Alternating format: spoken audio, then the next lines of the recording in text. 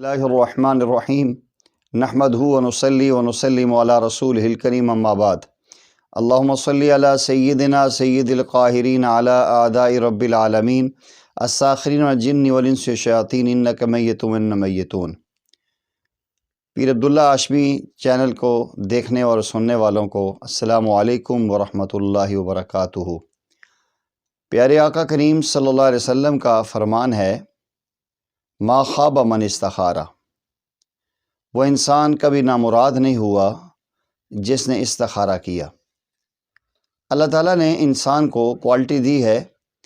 انسان اچھی رائے بھی رکھتا ہے اور بہترین فیصلہ بھی کر سکتا ہے، لیکن قرآن کریم میں اور نبی پاک صلی اللہ علیہ وسلم کے فرامین میں ہمیں یہ بات ملتی ہے کہ جب بھی کوئی کام کرنا چاہیں تو آپ کو چاہیے آپ کسی اچھے اور سمجھدار انسان سے مشورہ کر لیں۔ جب انسان کسی انسان سے مشورہ کر لیتا ہے جو اسی فیلڈ کو سمجھنے والا ہوتا ہے تو اس فیلڈ میں اس کام میں آگے بڑھتے ہوئے اس انسان کو خسارہ اور نقصان کم سے کم ہوتا ہے۔ جب کسی انسان سے مشورہ کریں تو اس میں انسان کو کافی فائدہ ملتا ہے۔ تو دنیا میں سب سے یہ بات نہیں اچھی کہ انسان اللہ جل جلالہ سے مشورہ کر لے۔ اللہ تعالیٰ سے جو مشورہ کیا جاتا ہے یہ استخارہ ایک مسنون عمل ہے۔ نبی کریم صلی اللہ علیہ وسلم کا فرمان ہے جس کا مفہوم یہ ہے، آپ کوئی کام کرنا چاہتے ہیں، کاروبار شروع کرنا چاہتے ہیں، کہیں سفر میں جانا چاہتے ہیں، کہیں اپنی بیٹی کا رشتہ کرنا چاہتے ہیں، کوئی بھی ایسے معاملات ہیں، آپ اس سے پہلے استخارہ کر لیں۔ مسنون طریقے سے سب سے اچھا اور بہترین طریقہ یہی ہے کہ 2 رکعت نماز صلاۃ استخارہ کی پڑھ کے اور اس کے بعد دعا استخارہ ملتی ہے، ان دعاؤں کا اہتمام کر کے اللہ جل جلالہ سے مانگا جائے،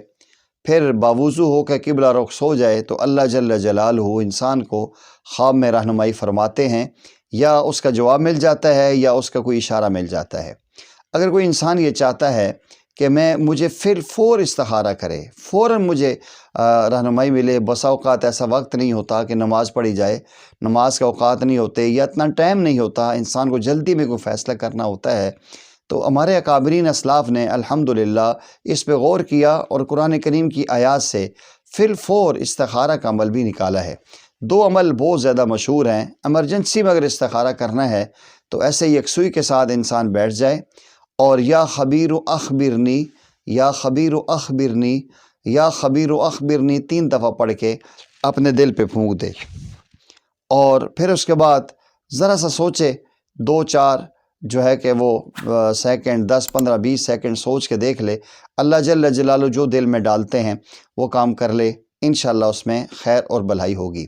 ہمارے شیخ مکرم استاد محترم ہمیں بتلاتے ہیں کہ اگر ایمرجنسی اور پھر فور استخارہ کرنا ہے،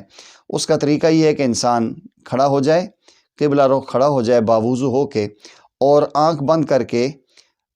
اہدنا الصراط المستقیم، اہدنا الصراط المستقیم، اہدنا الصراط المستقیم یہ پڑھتا رہے 2-3 منٹ مسلسل پڑھے،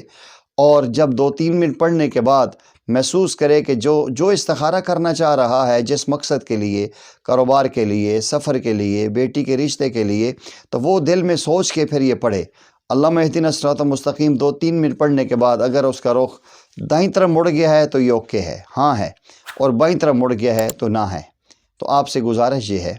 کہ اگر آپ یہ چاہتے ہیں ایسی لیٹسٹ اور قرآنی وظائف کی ویڈیو آپ کو مسلسل ملتی رہیں، تو آپ اس پیر عبداللہ ہاشمی چینل کو سبسکرائب کریں، بیل آئیکن کے بٹن کو ضرور دبائیں تاکہ ہماری ہر آنے والی ویڈیو بر وقت آپ کو ملے۔ السلام علیکم ورحمۃ اللہ وبرکاتہ۔